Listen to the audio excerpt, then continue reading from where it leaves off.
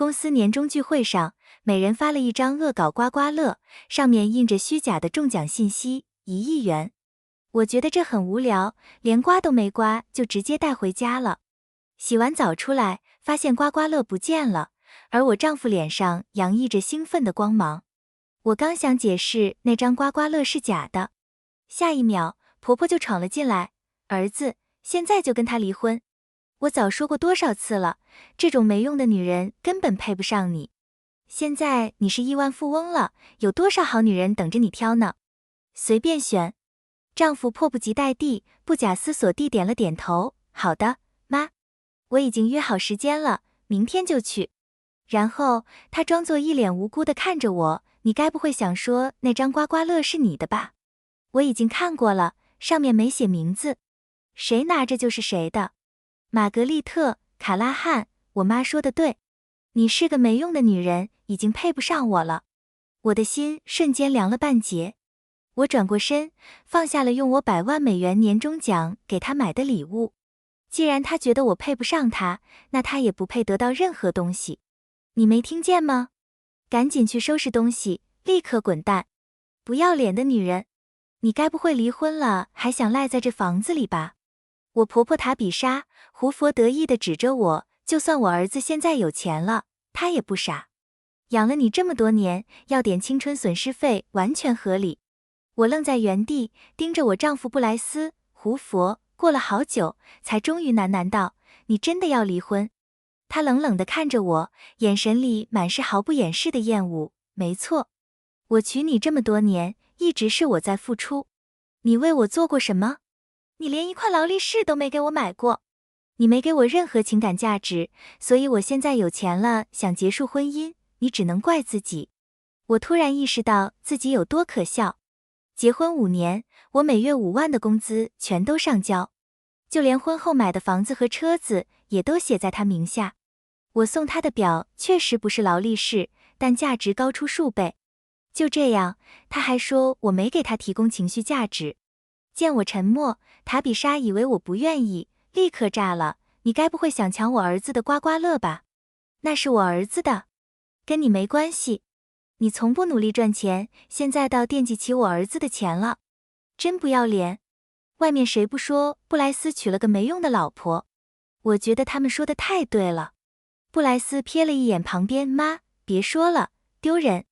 他们不知道，公司已经决定提拔我为总经理，并给我5%的股份。如果不是这事，布莱斯本该开上我给他买的那辆1000万玛莎拉蒂跑车，但现在他没机会了。我嘲讽地看着他们，冷冷反驳，那张刮刮乐是公司年会上发的，同事可以作证。布莱斯赶紧捂住口袋，狠狠踢了我一脚，你是不是穷疯了？玛格丽特，要点脸。刮刮乐又没写名字，谁捡到就是谁的。就在这时，一个人突然冲了进来，他欣喜若狂地扑进布莱斯怀里。布莱斯，是真的吗？你真的中了1亿？冲进来的是我最好的朋友伊迪丝·麦耶斯。当初我追布莱斯时，还是他帮我出谋划策。可我万万没想到，如今他竟当着我的面扑进布莱斯怀里。而布莱斯中奖后，第一个分享消息的人也是他，任谁都能立刻看出他们的关系。此时，布莱斯甚至毫不掩饰，亲昵地搂着伊迪丝的肩膀说：“是真的，伊迪丝，以后我养你，好不好？伊迪丝，我觉得是你给我带来的好运，肯定是你今天亲我那一下，我才中的奖，所以这奖金理所应当有你一份。”我的大脑一片空白，刮刮乐是从我这里拿走的，奖金却跟我毫无关系。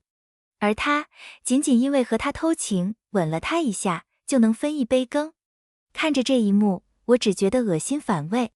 想起初遇他时，他正在喂流浪猫，那份单纯的善良让我彻底沦陷。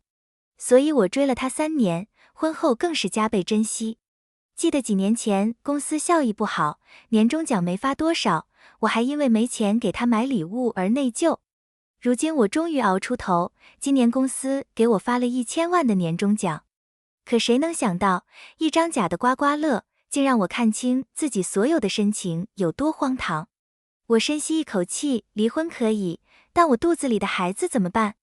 塔比莎愣了一下，好像才想起我怀孕了。但很快她冷笑道，你整天出差，几天不着家，我怎么知道那孩子是不是我儿子的？我本能地看向布莱斯。塔比莎更来气，狠狠推了我一把，你看什么看？再看也种也不是我儿子的。布莱斯闻言也向我投来嫌恶的目光，这孩子我不要。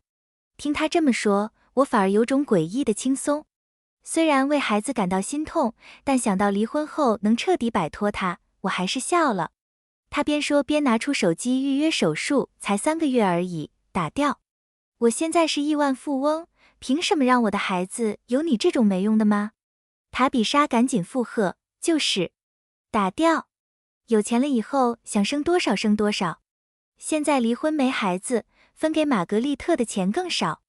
我装作气急败坏，你和伊迪丝婚内出轨，难道不该是你净身出户吗？他立刻炸毛，玛格丽特，你怎么能这么说我？就是因为你在这段婚姻里没满足我，我才爱上伊迪丝的。错的是你，该净身出户的也是你。伊迪丝闻言，柔柔地搂住他的腰，布莱斯，他怀的孩子说不定根本不是你的。到底谁才是出轨的那个还说不准呢。你忘了，玛格丽特说她怀孕前那个月，你每晚都和我在一起，哪还有力气让她怀孕？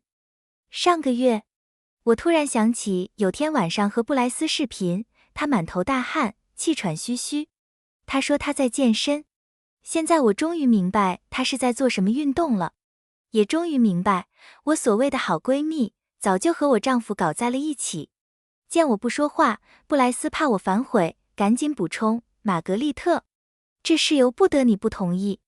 只要你答应离婚打掉孩子，我可以大方点，把房子给你。我闻言装作被击垮，点了点头，好，我要房子，现在就去离婚打胎。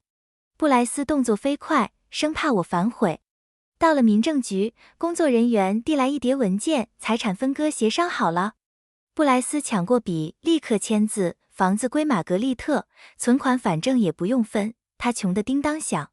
塔比莎站在一旁冷冷点头，离个婚白得一套房子，玛格丽特，你真是好算计。我沉默着，面无表情地签下名字。双方刚签完字，布莱斯松了口气，接着立刻把我拖到医院。突然，塔比莎转向我，医生要是问起来，你必须说是自愿打胎，否则我儿子随时能把房子要回来。我强忍恶心，点头答应。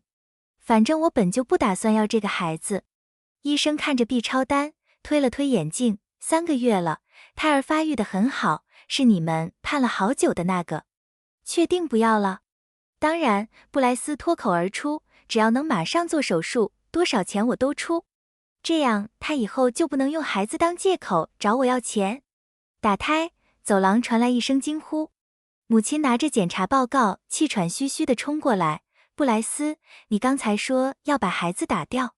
我才想起他今天也来体检，没想到会碰上。布莱斯冷笑，你女儿已经跟我离婚了，孩子想怎么处理是我们的事，跟你无关。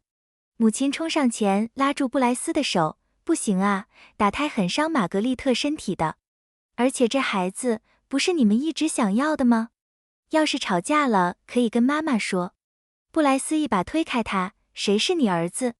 少来套近乎，恶心！现在我有钱了，又来演戏了是吧？你们家休想从我这儿拿到1分钱！母亲踉跄几步，突然捂住头，脸色惨白。妈！